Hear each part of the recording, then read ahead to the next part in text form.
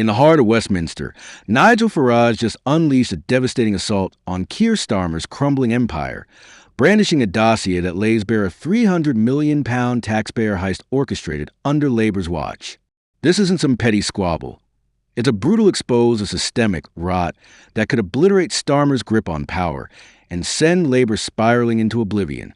The House erupted as Farage, eyes blazing with righteous fury, hammer home the accusations, turning the chamber into a battlefield where excuses die and truths explode.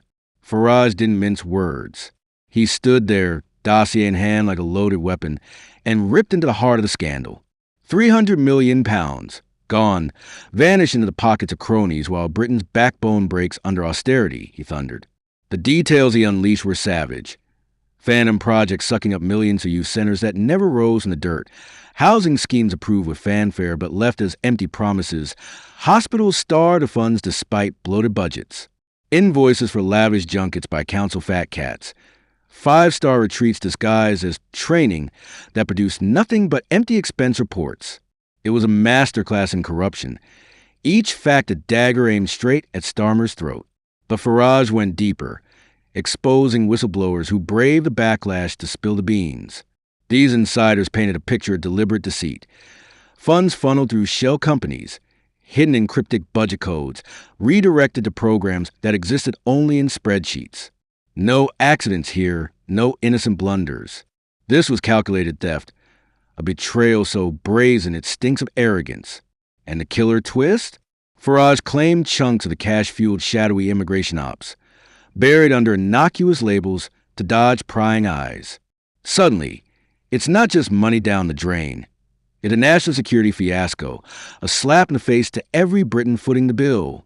The chamber froze, then boiled over. MPs squirmed. Starmer's face drained of color as Farage's words landed like bombshells. The press gallery went berserk, fingers flying over keyboards, churning out headlines that screamed betrayal.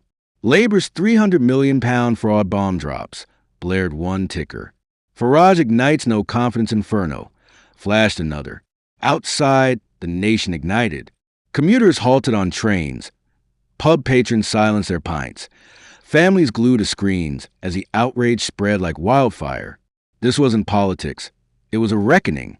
Starmer, cornered like a rat, tried to fight back. His emergency presser was a train wreck, flanked by Reeves and Rayner. He stammered denials, calling it a Farage stunt meant to smear. But the evidence was ironclad. Scanned receipts, signed contracts, leaked emails circulating online faster than Labor could spin. Journalists pounced, demanding answers.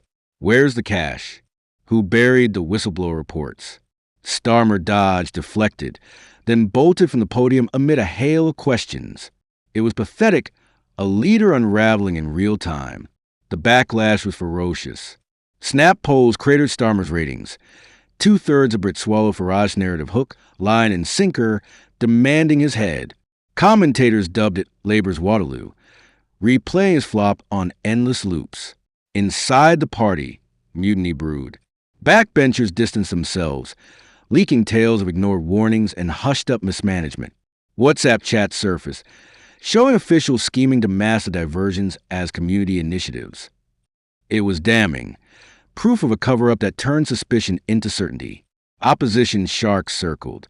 Rishi Sunak roared for a debate on the no-confidence motion, branding it a disgraceful heist. Ed Davey called for forensic audits. The SNP sneered at Labour's moral decay. But the real gut punch came from within. Whispers of cabinet resignations, Reeves lawyering up, Rayner fuming in private.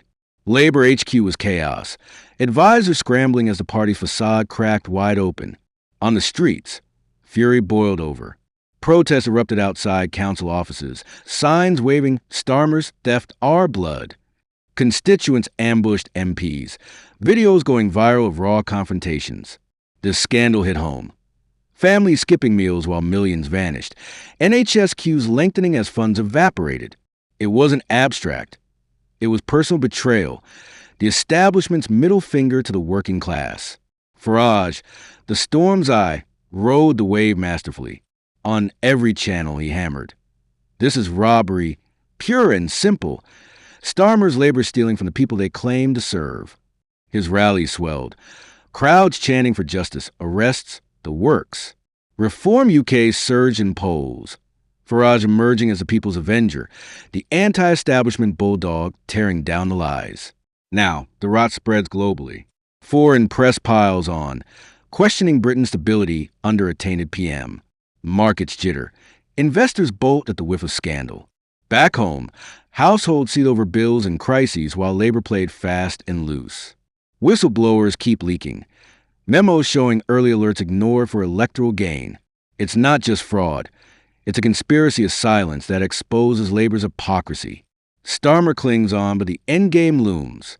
Will he last days or hours? Farage's onslaught has weaponized public rage, turning a financial fiasco into a leadership death sentence. Britain demands accountability. And with every leak, every protest, the noose tightens. This isn't survival, it's annihilation. Labour's empire crumbles, and Starmer's the architect of its fall. The people won't forget, and they sure as hell won't forgive.